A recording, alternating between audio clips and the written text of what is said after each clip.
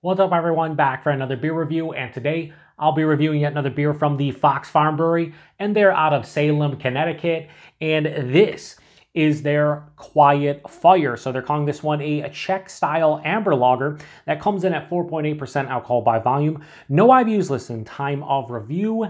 This can is just over 9 weeks old. I want to give a huge thanks to shout out once again to a very good friend of mine and viewer of the channel, Rick, for this beer. So big thanks to him. In the description box, I'll post a link to the beer mail unboxing video I did that contains all the goodies he hooked me up with, and he hooked me up with a handful of Fox Farm beers, most of them lower ABV lagers, and this is the first of the bunch that I am reviewing. So this is a Czech-style Amber Lager, which I don't think I've reviewed an actual Czech-style Amber Lager on the channel. I've reviewed Czech-style Pale Lagers, Czech-style Dark Lagers, Czech-style Pilsners, but not an Amber Lager.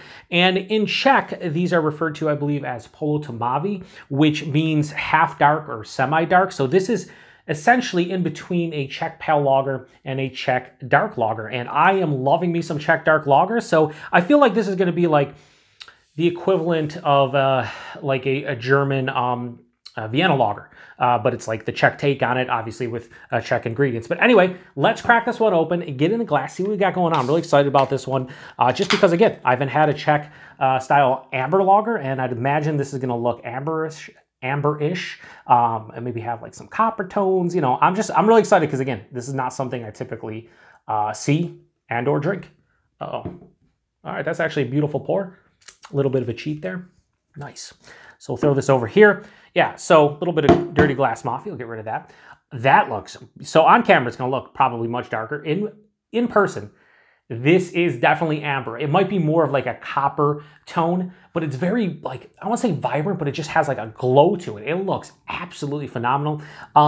There's a pretty decent clarity to it, maybe a little bit of chill haze, maybe just a little bit of haze in general. Has almost a two-finger of this straight up tan, almost khaki colored head. Has bigger bubbles mixed in with smaller bubbles. Has more of like a soap sudsy look to it. But that I mean, I was gonna say obviously, but not obviously. That looks just fantastic. I don't know what I was gonna say obviously. I don't know what the hell's going on. But honestly, it looks awesome. Skin nose. Oh. Shout out to the sump pump. Yeah, this is very different from like a Czech dark lager. It's not similar or exactly like a Vienna lager, but it has that type of characteristic going on here. So there's a nice crackery, but it's like a sweet, picture a non-salted cracker with like a drizzle of honey or like a little bit of caramel on it. That's what I'm getting in the nose from the malt. Almost graham cracker-esque, but not reaching that level. Yeah, there's a little bit of caramel and toffee and a breadiness. Has sweeter, again, honey, almost caramel malt tones. The hops in here, a little bit of herbaceousness, touch of like a spicy kind of hop character, maybe a floral. But more I'd say herbaceous and spicy.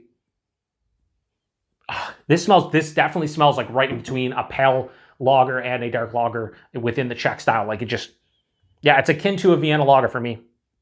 Man, this smells really good. Let's get into it. Cheers, everybody. Thanks again, Rick.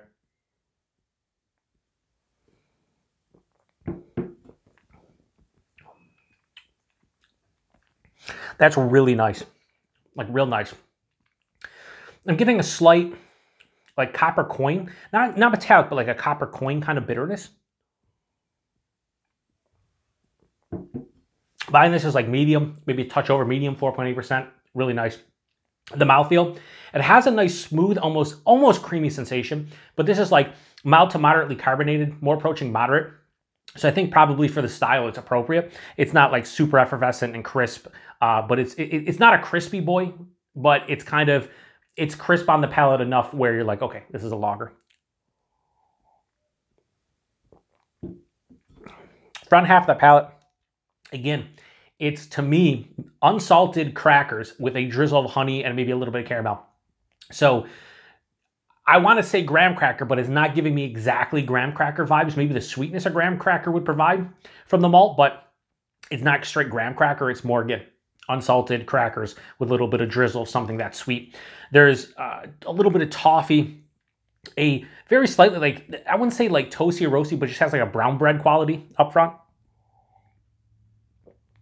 As it passes through, there's a little bit of fruitiness, almost like a slight berry or like darker stone fruit, like a plum or a date or something a little bit different. It's not, a lot of times with these I'll get like, you know, red apple, whether it's the core or the flesh or the skin, sometimes pear. This is more like berry, plum, date, raisin. I wouldn't even say raisin, but like probably like a plum or a date or something. The finish is what kind of really sells me on this style as being pretty damn solid for myself personally. There's a semi to full-on dry kind of feeling on the back of the palate. And this is mild to moderately bitter, approaching moderately bitter. So while there's a lot of sweet, malty goodness up front, this does balance out on the back of the palate with the dryness and the bitterness. And the bitterness is like a copper coin, almost herbaceous kind of tonality that's different, for lack of a better word, than what I'm accustomed to with a lot of Czech lagers in general. Very easy to drink. This is a sipper that's also crushable. Does that make any sense? Like, I'm trying to take my time with it to kind of understand what I'm drinking and to contemplate what I am tasting on my palate. But at the same time, I could easily crush this. Now, I do think the bitterness might ramp up a little bit more where I wouldn't want to crush this, and this is a little bit more of a drinkable but not crushable beer. But regardless, it's really nice. I don't like this. If this is stylistically correct, I don't think I like this as much as a Czech dark lager, but I think this is kind of the realm of a Czech pale lager in terms of how much I enjoy it. It's pretty damn good. It's different. It's something unique to my palate. Again, very akin to a Vienna lager, but I think this has maybe a little bit more complexities, this beer specifically, and a little bit more going on for me to try to decipher. But at the end of the day, this is pretty damn tasty. So Quiet Fire from Fox Farm, I have absolutely zero issues whatsoever giving this beer right here a high 4 out of 5 and go 4.05 out of 5. I think this is pretty good. I enjoy this one. And now I kind of want to check out more Czech-style Amber Lagers because, again, I try to be honest with you guys with my reviews.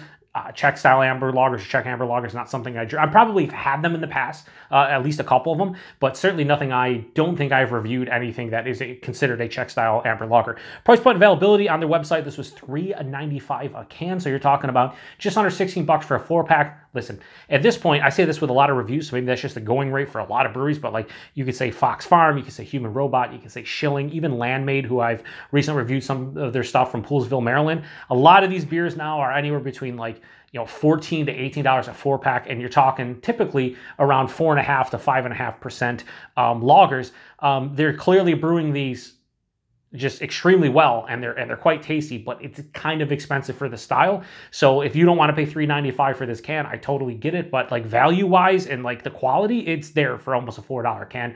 But I totally get where you'd be like, ah, it's too much money for me. But Fox Farm makes fantastic beer, so whenever I can get stuff from their brewery or somebody like Rick sends it my way, I'm all about trying it. Even if I have to, you know, pay for it, I would definitely pay $4 for a can of this to try. And availability is Fox Farm, pretty sure they're brewery only. I don't think they get any distro. If they do, it's very local, but for the most part, you have to go to the brewery. But you can buy single cans, and that's the beauty about their brewery. You don't have to buy entire 4-pack. So if you want to try something, you can buy a single can. If you like it, go buy more cans. Anyway, huge thanks to Rich.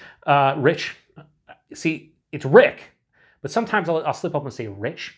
But it's definitely Rick. So huge thanks to Rick for this one. If anybody has had this one, post in the comment section. Let me know what you think about it. What I really like about this one is, again, it's 4.8%. You're not going to taste the alcohol. And it's pretty clean on the palate too. So again, this is a very drinkable, almost crushable beer that I thoroughly enjoyed trying, and I can't thank Rick enough. We have a lot of other low ABV lagers that are really cool sounding. Like I think we have a Franconian... Was it a Franconian Helles lager or something, or Keller beer, Franconian Keller beer? I don't know what the hell that is. Like, I don't know, like, it's stylistic what's supposed to be, but I'm looking forward to trying it. So huge thanks to Rick. Thanks to everybody stopping by for another beer review here on the Beer Patrol. I'll say this one more time. If you've had this one or anything from Fox Farm or any of their lower ABV lagers, post in the comment section. Let's start a conversation to the next one. Cheers.